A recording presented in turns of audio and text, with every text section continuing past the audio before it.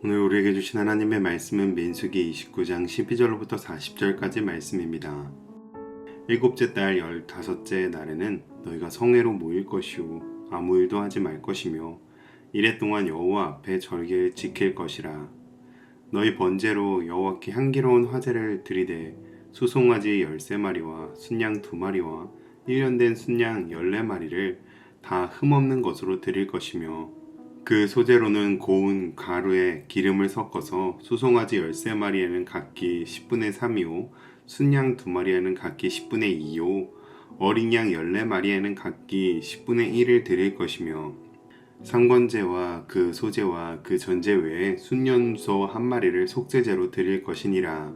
둘째 날에는 수송아지 12마리와 순양 2마리와 1년 되고 흠없는 순양 14마리를 드릴 것이며 그 소제와 전제는 수송아지와 순양과 어린 양의 수요를 따라서 규례대로 할 것이며 상번제와 그 소제와 그 전제 외에 순년소 1마리를 속죄제로 드릴 것이니라. 셋째 날에는 수송아지 11마리와 순양 2마리와 1년 되고 흠없는 순양 14마리를 드릴 것이며 그 소제와 전제는 수송아지와 순양과 어린 양의 수요를 따라서 규례대로 할 것이며 상번제와 그 소제와 그 전제 외에 순염소 1마리를 속죄제로 드릴 것이니라. 넷째 날에는 수송아지 10마리와 순양 2마리와 1년 되고 흠없는 순양 14마리를 드릴 것이며 그 소제와 전제는 수송아지와 순양과 어린 양의 수요를 따라 규례대로 할 것이며 상번제와 그 소제와 그 전제 외에 순염소 1마리를 속죄제로 드릴 것이니라. 다섯째 날에는 수송아지 9마리와 순양 2마리와 1년 되고 흠없는 순양 14마리를 드릴 것이며 그 소제와 전제는 수송아지와 순양과 어린 양의 수요를 따라서 규례대로 할 것이며 상번제와 그 소제와 그 전제 외에 순염소 1마리를 속죄제로 드릴 것이니라.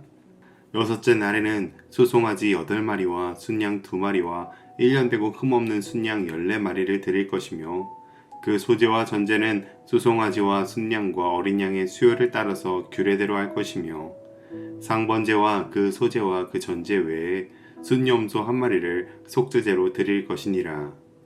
일곱째 날에는 수송아지 7마리와 순양 2마리와 1년 되고 흠없는 순양 14마리를 드릴 것이며 그 소제와 전제는 수송아지와 순양과 어린 양의 수요를 따라 규례대로 할 것이며 상번제와 그 소제와 그 전제 외에 순염소 1마리를 속죄제로 드릴 것이니라.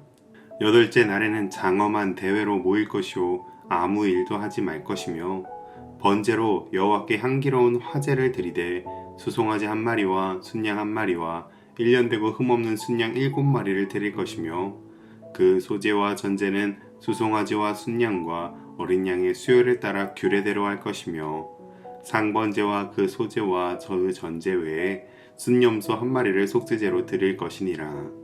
너희가 이 절기를 당하거든 여호와께 이같이 드릴지니 이는 너희의 서원제나 낙헌제로 드리는 번제, 소제, 전제, 화목제 외에 드릴 것이니라. 모세가 여호와께서 모세에게 명령하신 모든 일을 이스라엘 자손에게 말하니라. 아멘. 유명한 피아니스트 블라디미르 호로비츠는 인터뷰에서 당신은 어떻게 그렇게 정교하고 아름답게 연주를 할 수 있습니까? 라는 질문을 받았고 이렇게 대답합니다. 저는 하루에도 몇 시간씩 같은 부분만을 수천 번 반복해서 연습했습니다. 그러면 손가락이 기억합니다. 이렇게 반복은 몸에 새겨져 예술과 작품이 되어지기도 합니다. 또 반복은 우리의 정신에도 새겨지는데 공무원 시험은 사나이 울리는 하면 바로 특정 브랜드가 우리 입에서 튀어나오게 됩니다. 기업에서 광고를 통해 멘트를 반복해서 우리의 정신과 생각에 각인시켜 놓았기 때문이죠. 이런 반복은 성경에서도 중요한 진리를 강조할 때 사용되곤 했습니다. 시편 136편에서는 각 절마다 그 인자하심이 영원함이로다를 반복하여 예배자들의 마음에 하나님의 영원하신 사랑을 새깁니다. 오늘 본문은 하나님께서 이스라엘이 가나안 땅에 들어가서 지켜야 할 절기에 대한 규례의 마지막 결론 부분인데요. 바로 여기서 하나님께서는 반복을 통하여 이스라엘 백성에게 주시는 은혜가 있음을 가르쳐 주십니다. 이 말씀을 함께 살펴보며 매일 매주 평생 반복해야 할 우리의 예배 가운데 담겨 있는 하나님의 은혜를 발견하는 이 시간이 되시기를 주님의 이름으로 축복합니다. 12절로 38절에서는 일곱째 달의 절기, 나팔절과 속죄일에 이어서 15일부터 7일간 이어지는 초막절 제사에 대한 말씀이 나옵니다. 초막절, 장막절, 수장절이라고 불리는 이 절기는 6월절, 77절과 더불어 유대 3대 절기이면서 절기 중에 가장 큰 규모의 예물과 제사를 드리는 절기입니다. 이 기간 동안에 이스라엘 백성들은 초막을 지어서 그곳에 머물며 지내게 되는데요. 이는 출애굽 이후에 광야에서 초막을 치며 생활했던 40년의 기간을 기억하고 기념하는 것이었습니다. 이를 통해서 백성들은 자신들의 뿌리와 지금 누리고 있는 모든 것들이 우리에게 당연히 주어진 것이 아니라 하나님의 은혜임을 기억하며 감사하는 것입니다. 6월절과 77절이 과거에 행하신 하나님의 은혜를 기억하며 감사하는 절기였다면 초막절은 현재 오늘 우리가 누리고 있는 모든 것이 하나님의 은혜임을 기억하며 감사하는 절기인 것이죠. 이처럼 우리는 과거에 하나님께서 내게 행하신 구원과 은혜를 기억하는 것과 함께 그 구원과 은혜의 감격이 오늘도 생생하게 살아 역사하는 기쁨과 감사여야 할 줄로 믿습니다. 이는 다른 어떤 절기들보다 풍성한 예물들을 통해 더욱 분명해지는데요. 첫날에만 수소 13마리, 순양 2마리, 어린 순양 14마리, 순염소 1마리를 드리고 다른 제사와 마찬가지로 평상시에 드리는 제사와 예물은 따로 또 드려야 했습니다. 12절부터 34절까지 거의 똑같은 말씀이 거듭 반복되며 날마다 반복하여서 드리는 제사와 예물들이 기록되어져 있습니다.